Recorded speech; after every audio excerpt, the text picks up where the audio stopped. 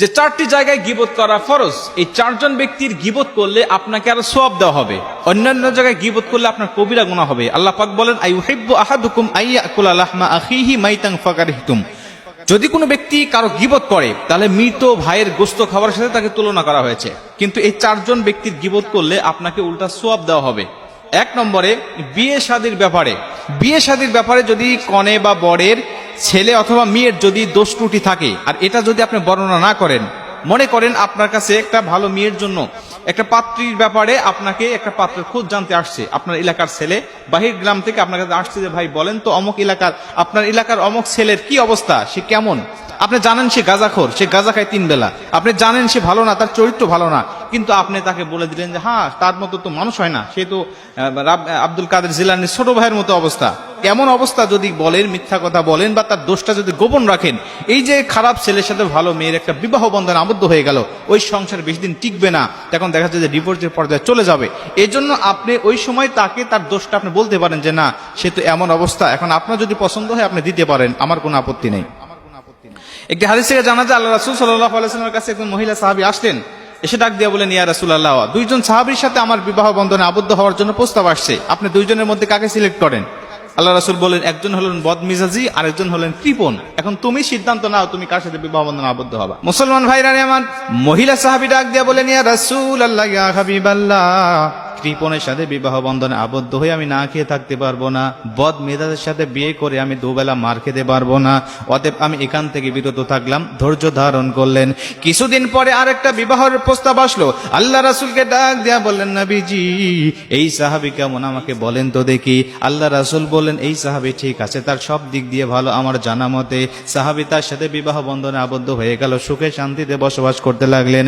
মুসলমান বন্ধু আমার, এই হাদিস থেকে প্রমাণ হয় যদি কোনো বিবাহের জন্য আপনার কাছে পাত্র অথবা পাত্রীর খবর জানা হয়, যদি কেউ জানতে চায় তাহলে আপনি যেটা জানেন আপনি গোপন করবেন না, তাকে বলে দিবেন। ভালো হলে ভালো বলবেন, খারাপ হলে খারাপ বলবেন। আবার অনেক মানুষ আছে ভালো ছেলে কিন্তু মানে হিংসার কারণে বা প্রতিবেশী হওয়ার কারণে ভালো চায় না, এজন্য ভালো ছেলেকে বদনাম লাগিয়ে দেয়, এটা বলা ঠিক নয়। আপনি যেটুকু জানেন, যেটা সত্য জানেন, এই সত্য প্রকাশ করে দেওয়াটাই হলো আপনার জন্য উত্তম। জোরে কোন সুবহানাল্লাহ। এটা হলো আপনার জন্য উত্তম, আপনি বলে দিবেন, দোষ বললেও আপনার কোনো গুনাহ হবে না। কারণ গীবত, আপনারা জানেন যে গীবত কাকে বলা হয়? কোন ব্যক্তির অগোচরে যদি তার দোষ গুণ সমালোচনা করেন, যেটা তার প্রকাশ্যে করলে সে কষ্ট পাইতো, এমন কথা তার অগোচরে বলাটাকেই গীবত বলা হয়। কিন্তু এই চারটি জায়গায় বললেও কোনো সমস্যা হবে না। 2 নম্বরে আপনি বলতে পারবেন বিচারকের কাছে বা কোনো কাজীর কাছে, আপনার দুজনের বিচার হচ্ছে, বাদী বিবাদী যারা উপস্থিত হয়েছে, আপনি উভয়ের দোষ গুণগুলো আপনি বর্ণনা করতে পারেন। সে কি অপরাধ করেছে, এই অপরাধগুলো আপনাকে বর্ণনা করতে হবে, না করলে সঠিক বিচার হবে না। সঠিক বিচার পাওয়ার আশায় সঠিক গুণগুলো আপনাকে অবশ্যই বর্ণনা করতে হবে, সঠিক দোষগুলো বর্ণনা করতে হবে।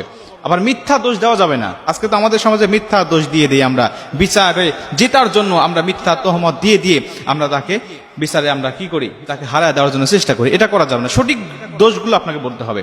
3 নম্বরে আপনাকে খারাপ মানুষের কাছ থেকে ভালো মানুষকে বাঁচানোর জন্য, খারাপ মানুষের কাছ থেকে ভালো মানুষকে বাঁচানোর জন্য আপনি তার দোষগুলো আপনি বর্ণনা করতে পারেন। যেমন আপনার 2টা ছেলে আছে, একটা ছেলে একটা খারাপ বন্ধুদের সাথে উঠা বসা করে, বন্ধুরা খারাপ কিন্তু আপনার ছেলে ভালো। এখন ওই খারাপ ছেলের হাত থেকে আপনার ছেলেকে বাঁচানোর জন্য আপনি ওই খারাপ ছেলেদের দোষ সম্বন্ধে আপনি তার কাছে বর্ণনা করতেন যে বাবা তুমি তো ওদের সাথে ঘোরাফেরা করতে পারো না, কারণ সে নেশা করে, বাজে নেশা করে, তারা তো পরনারী নিয়ে থাকে, তারা তো বিভিন্ন চুরি বাটপারি করে, তারা তো সমাজের মধ্যে সবচাইতে ঘৃণিত পাত্র, তারা বিভিন্ন অশ্লীল খারাপ কাজে তারা লিপ্ত থাকে, অতএব ওদের সাথে তোমার মিশা যাবে না। এই যে তাক থেকে, খারাপ মানুষের হাত থেকে বাঁচানোর জন্য আপনার সন্তানকে যদি তার দোষ সম্বন্ধে আপনি বর্ণনা করেন, মুফাসসিরিন কেরাম বলেন যে এতে কোনো সমস্যা হবে না, বরং আপনারও সওয়াব হবে। কেন? আপনার সন্তানকে খারাপের হাত থেকে আপনি রক্ষা করলেন। মুসলমান ভাইরা আমার, শুধুমাত্র তাই নয়, আল্লাহ নবী বলে দিয়েছেন 4 নম্বরে যদি কোনো ডাক্তারের কাছে কোনো রোগীকে নিয়ে যাওয়া হয়, ডাক্তারের কাছে তার দোষ গুণ সম্বন্ধে বর্ণনা করলে কোনো গীবত হবে না। আপনি একজন অচেতন ব্যক্তিকে ডাক্তারের কাছে নিয়ে গেলেন, সে নিজে কথা বলতে পারছে না, সে অচেতন অবস্থায় আছে, অথবা তার সেন্স আছে কিন্তু সত্য কথাগুলো বলতে পারতেছে না, আপনি তাকে যদি ডাক্তারের কাছে তার দোষ সম্বন্ধে যদি বর্ণনা করে দেন, এতে আপনার কোনো গুনাহ হবে না, বরং আপনার সওয়াব হবে। এই জন্য এই চারটি জায়গায় আপনি কথা বলবেন, সত্য কথা বলবেন, আপনি কখনো লুকানোর চেষ্টা করবেন না। আল্লাহ রাসূল বলেছেন এই চারটি জায়গায় যদি কোনো মানুষ গীবত করে ওর আমল নামায় আমার আল্লাহ রব্বুল আলামিন খুশি হয়ে অনেক সওয়াব দিয়ে দেয়। জোরে কোন সুবহানাল্লাহ।